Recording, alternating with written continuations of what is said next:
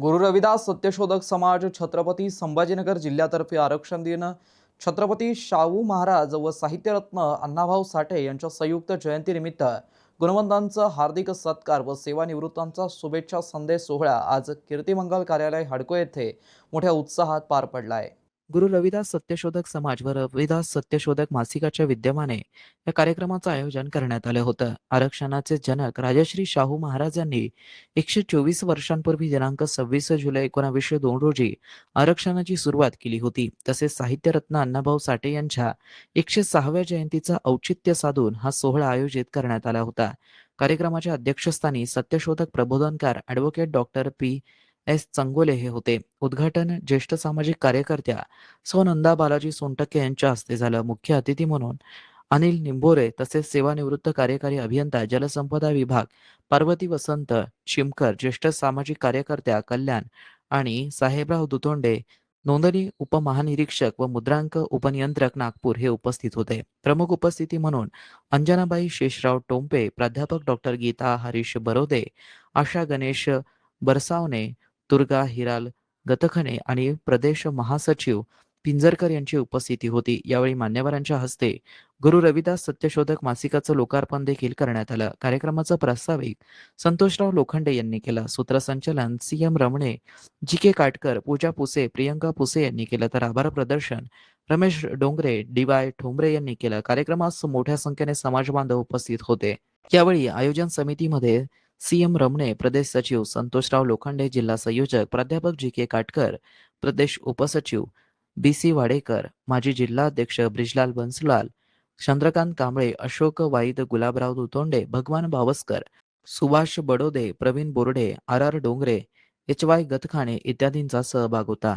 होरा ऐका हो माय बाप, होरा ऐका हो, माणसाचे जीवन सुखी व समृद्धी होण्यासाठी वृक्ष संवर्धन, स्वच्छता अभियान, व्यसनमुक्ती या सगळ्या कारभारामध्ये सर्वांचा सहभाग असणार म्हणजे असणार।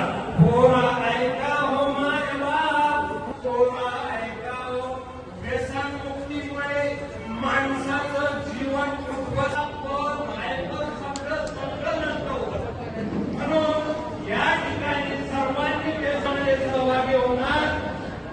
गुटखा असे स्वस्त जीवन होईल। पण दुसरे आई वडील आपले हे जे मी म्हटलेलं होतं की तथागत गौतम बुद्ध ते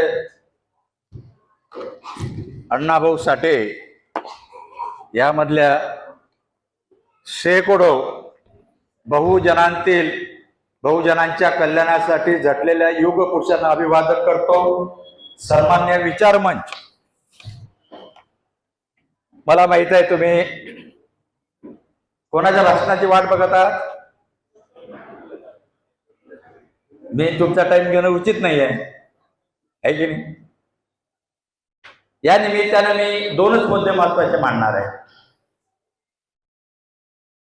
स्टेजवर जे बसलेले आहेत आजचे अध्यक्ष प्रमुख पाहुणे म्हणजे वक्ते, यांचं शिक्षण जवळपास आपण सगळ्यांना माहित आहे। मी पुन्हा रिपीट एवढ्यासाठीच करणार आहे की त्यांनी M.Com, LLM, MPhil, C&A law, M.A. अर्थशास्त्र, M.A. समाजशास्त्र, M.A. इतिहास, M.A. तत्वज्ञान, M.A. लोकप्रशासन, M.A. Doctor Babasaheb Ambedkar विचारधारा, 2 विषयामध्ये PhD, 4 विषयामधले M.A. गोल्ड मेडलिस्ट, वाजायला हरकत नाही टाळ्या।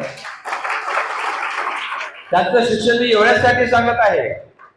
आणि त्यांच्यावरती डॉक्टर थोर इतिहास तज्ञ प्राध्यापक मामा देशमुख सरांनी 1054 पेजेसचा सत्यशोधक प्रबोधनकार ग्रंथ लिहिलेला आहे।